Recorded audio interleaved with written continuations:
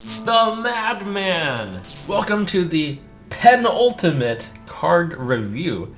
And this is the last one before the big card reveal and all of the card dump happens on Wednesday. Let's start with this cute little Shimmerfly. Hunter 1 mana 1/1 beast, death rattle, add a random hunter spell to your hand. This is just like the web spinner of old, or to compare it with a more recent card, Jeweled McCall. Why would this card see play if Jeweled McCall didn't see play? Hunter had an excess of 1-drops, but Dire Mole and Firefly are about to rotate out. So now the only reasonable 1-drop to run is Springpaw, which you don't necessarily want to play on turn 1. Hunters basically have a decision here.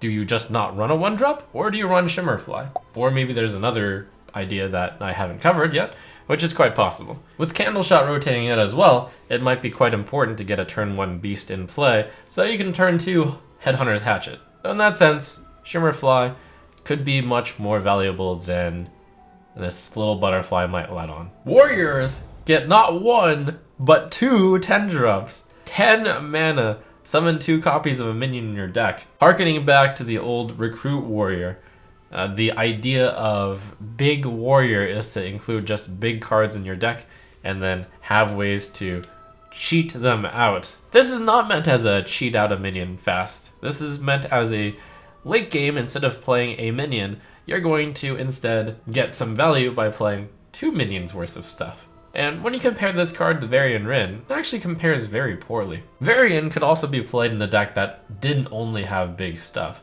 Whereas Dimensional Ripper, if you're ripping out your Dynamatics or your other small stuff, like your Acolyte of Pains, you feel very sad, so you'd have to almost build your deck around not having those in your deck. Yes, the case where you Dimensional Rip out 2 Ysera is pretty sweet, but ultimately the amount that you would have to warp your deck in order to run this card that warps time and space is a bit too much. I guess I should mention the ultimate high roll though. Cast Dimensional Ripper, get Archmage Vargoth as your Dimensional Ripper result, and then you have 2 Archmage Vargoths out. The Archmage Vargoth at the end of the turn will both cast Dimensional Ripper. Casual, rip out Vargoth, Vargoth rips out Ysera, Vargoth rips out Ysera. You have 4 Yseras and 2 Vargoths in play. That is 44 mana worth of value on 10 mana. So the high roll potential is there. Always gotta look at the best case scenario. But can you really build a deck around that kind of result? For this card to work, you would need a lot of early game clears, and you need the good big cards, so a lot of things need to happen in the rest of the set, or perhaps in the future, in order to make a card like Dimensional Ripper viable.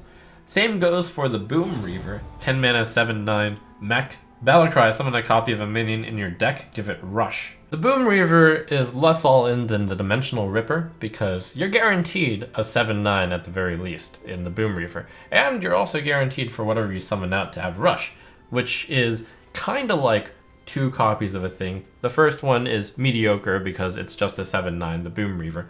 The second one is hopefully useful, and even potentially better is if you are Dr. Boom Mad Genius. The Boom Reaver itself can also have Rush. 10 mana cards are usually pretty bad if they don't do anything immediately, but if both the Boom Reaver and the big thing that you summon from your deck have Rush, that's quite a good value. It still faces kind of the same problem as Dimensional Ripper, that you'd want to get something fairly big in your deck out. You can't run that much small stuff, if any. Will you be running this in the same deck as Dimensional Ripper as well? You don't really want to Dimensional Rip out 2 the Boom Reavers, but it's not terrible, so you probably would run both, which is 3 10-cost cards in your deck. That's a lot. I'm mostly on the side, at least in this expansion from what I've seen so far, that the impact of the Boom Reaver is it's going to be an excellent card to discover a mech from when you are Dr. Boom, Mad Genius. And it's a good card, big 10 mana play that you can do as Dr. Boom. So it will at the very least see play. For the neutrals, we've got Hench-Clan Hag, trying to keep up the tradition of Hench-Clan being the OP cards.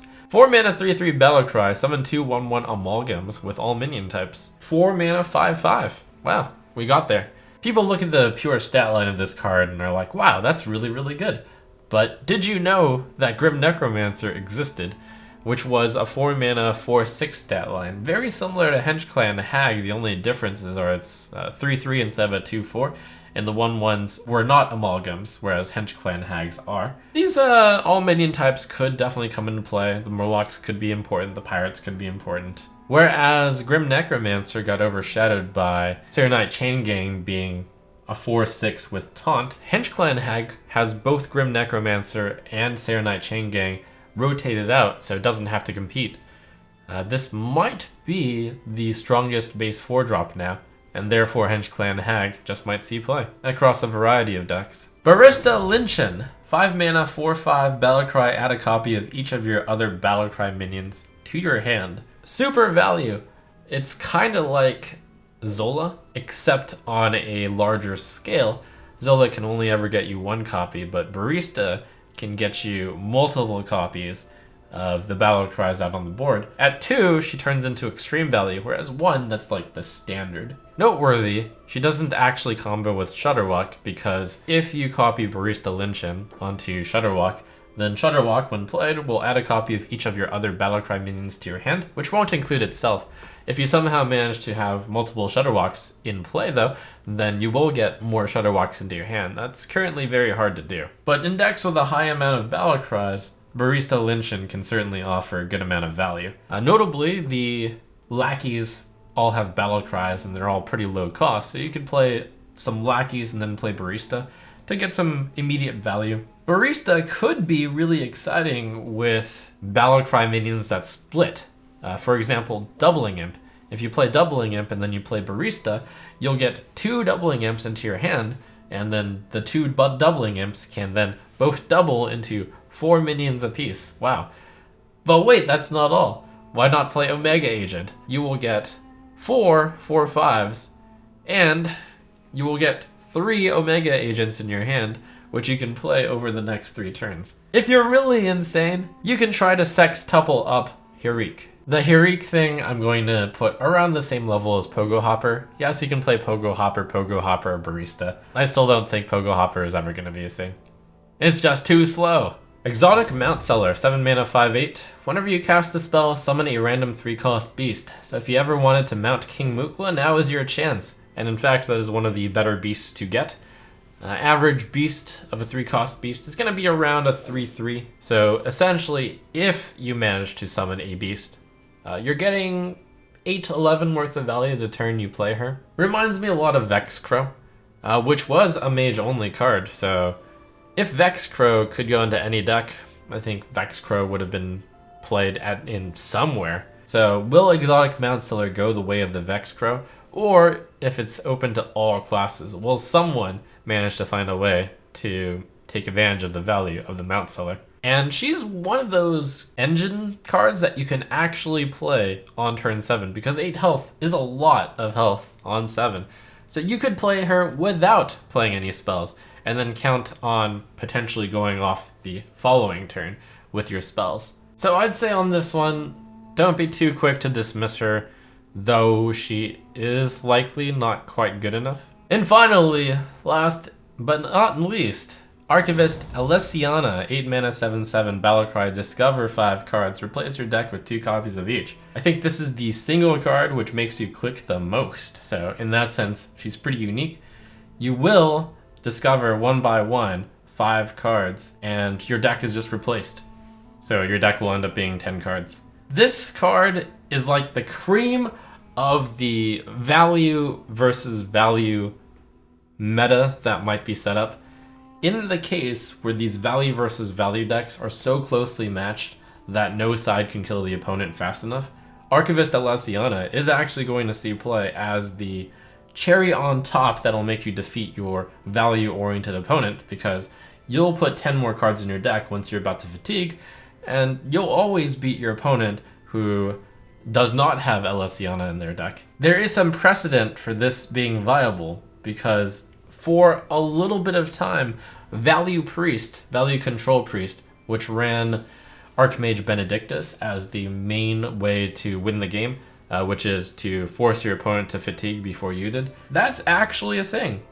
When Archivist Elysiana is neutral and can go into any control deck, be it Control Mage, Control Warrior, Control Rogue, Value Rogue, maybe, just maybe, you're going to see some Elysianas if the meta turns into some grindy value versus value decks, which are very difficult to kill your opponent with. Now, worth noting that, of course, in value versus value decks, though, there are some tempo plays that can be made, and Elysiana is notably very bad until the very end, so she's a dead card until your deck is at fatigue, in which case you play her.